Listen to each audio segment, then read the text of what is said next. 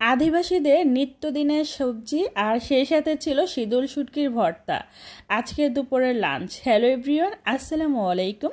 চলে এসেছি নতুন আরও একটি ডেইলি ব্লগ নিয়ে। তবে আজকের এই ব্লগটা কিন্তু যারা ডায়েট করেন তাদের অনেক বেশি উপকার হবে। প্রথমে আমি ফ্রিজে চলে এসেছি, দেখি কি কি সবজি আছে। আমার কাছে মনে হচ্ছে যে আজকে কী রান্না করব। তো নতুন কিছু একটা ট্রাই করি, যেটা কখনোই ট্রাই করা হয়নি। তাই আমি কিছুটা সবজি নিয়ে নিচ্ছি। আমার কাছে যে সবজিগুলোই ছিল তার থেকে কিছুটা নিয়ে নিচ্ছি। যে আমি নতুন একটা কিছু রান্না করব বলে যে একদম নতুনভাবে সব কিছু করে নিয়ে আসবো, কিনে নিয়ে আসবো, ওইরকমভাবে চেষ্টা করিনি। তো এই যে ফ্রিজ থেকে সব কিছু এক এক করে নিয়ে নিচ্ছি। তারপরে ছিল বাঁধাকপি আর মূলো। প্রথমে এই যে কাঁচামরিচগুলো আমি কালকে রাত্রে কিনে এনে ফ্রিজে রেখে দিয়েছিলাম, তো এটা আর বেছে রাখা হয়নি। তো এগুলো এভাবে রাখলে নষ্ট হয়ে যায়, তো আমি পরিষ্কার করে সুন্দর করে রেখে দিব, তার জন্য এগুলো নামিয়ে নিয়েছি। তো এবার আমি যেটা করব, সব কিছু নিচে নিয়ে নিয়েছি কারণ কোটাকাটি করতে হবে। তো প্রথমে আমি কাঁচামরিচগুলো বেছে নিয়েছি, বটুটা ফালে, তারপর সুন্দর করে পরিষ্কার করে পানি ঝরিয়ে নিতে হবে। তারপর বক্সে রাখলে মরিচগুলো অনেক ভালো থাকে। আর আপনারা অনেকেই জানেন যে কাঁচা মরিচ কিন্তু আমার অনেক বেশিই লাগে। তো এবার আমি যে সবজিগুলো নিয়েছি সবগুলো সুন্দর করে কেটে নিব, নর্মালি যেভাবে কাটার দরকার তো ওইভাবেই আমি কেটে নিচ্ছি অফ ক্যামেরায়। প্রথমে শীতল শুটকি ভর্তার জন্য অনেকগুলি কাঁচামরিচ, রসুন আর পেঁয়াজ নিয়ে নিয়েছি। এগুলো কিন্তু খুব ভালোভাবে ধুয়ে নিয়েছি, ঠিক আছে। তো একটা ফ্রাই প্যান গরম হয়ে গিয়েছে, ওইখানে দিয়ে দিব। আর এদিক দিয়ে একটু দেখিয়ে দিচ্ছি পাতাকপি, ফুলকপি, তারপর মূলো, শিম কেমনভাবে কেটেছি, তো সেটা একটু দেখাচ্ছি। এগুলো খুব ভালোভাবে ধুয়ে নিয়েছি। আর অন্যদিক দিয়ে কিন্তু আমার ফ্রাই প্যানটা গরম হয়ে গিয়েছে, এখন আমি দিয়ে দিচ্ছি পেঁয়াজ, রসুন আর কাঁচামরিচ, সবগুলো আমি একসাথেই দিয়ে দিচ্ছি।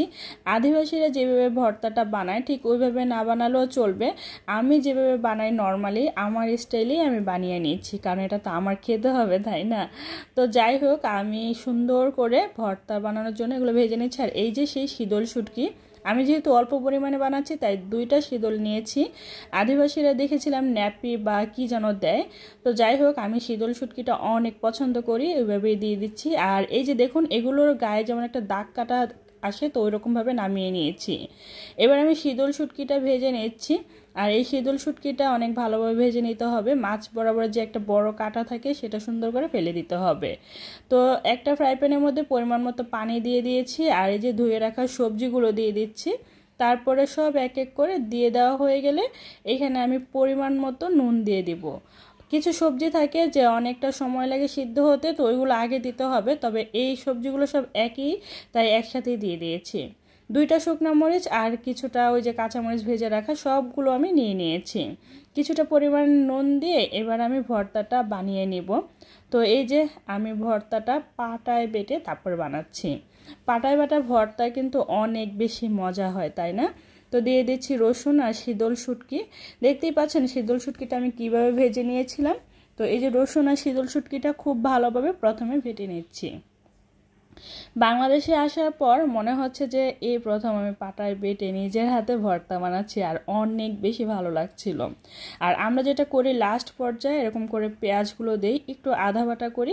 এই ভর্তাটা খেতে আমার কাছে অনেক ভালো লাগে। আচ্ছা আপুরা, তোমরাও কি এরকম করো নাকি সেটা একটু কমেন্ট করে জানাবা, হ্যাঁ, যে এরকমভাবে ভর্তা বানাও নাকি। তো এই যে আমার ভর্তাটা কিন্তু হয়ে গিয়েছে, এবার আমি তুলে নিয়েছি। সত্যি ভর্তাটা অনেক বেশি মজা হয়েছিল। আর শীতল শুটকি তো আমার অনেক পছন্দ। তো এই যে তৈরি হয়ে গিয়েছে, তো এখন একটা পাত্রের মধ্যে তুলে নিচ্ছি। এখন এটা আমি তুলে নিয়ে পাটাটা খুব সুন্দর করে ধুয়ে রেখে দিব। অন্যদিক দিয়ে আমার সবজিগুলো সিদ্ধ হয়ে গিয়েছে, তো আমি সুন্দর করে এক এক করে তুলে নিচ্ছি। যারা কিনা ডায়েট করেন তাদের কিন্তু এই যে এইভাবে সিদ্ধ সবজি খেতে অনেক বেশি উপকার হবে, কারণ কোনো প্রকার তেল মশলা নেই। তো এইভাবে খেতে কিন্তু আমাদের অনেক বেশি কষ্ট হবে, কারণ আমরা এইভাবে খেয়ে অভ্যস্ত না। অন্যদিক দিয়ে আমি ভাত বসিয়ে দিয়েছিলাম রাইস কুকারে, তো আমার ভাত হয়ে গিয়েছে। তো এখন আমি খাওয়া দাওয়া করব, তার জন্য গরম গরম ভাত নিয়ে নিচ্ছি। আর এই তো ভাতগুলো আমি একটা পাত্রের মধ্যে মানে প্লেটের মধ্যে নিয়ে নিচ্ছি, যতটুকু লাগবে ততটুকু।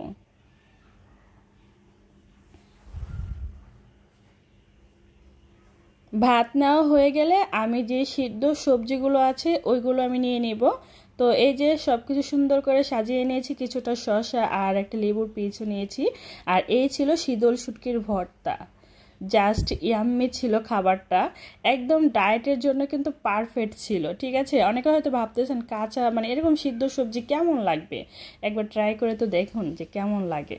তো এই যে এখন আমি দুপুরে লাঞ্চ করতেছি আদিবাসীদের সিদ্ধ সবজি, সেই সাথে শীতল শুটকির ভর্তা দিয়ে।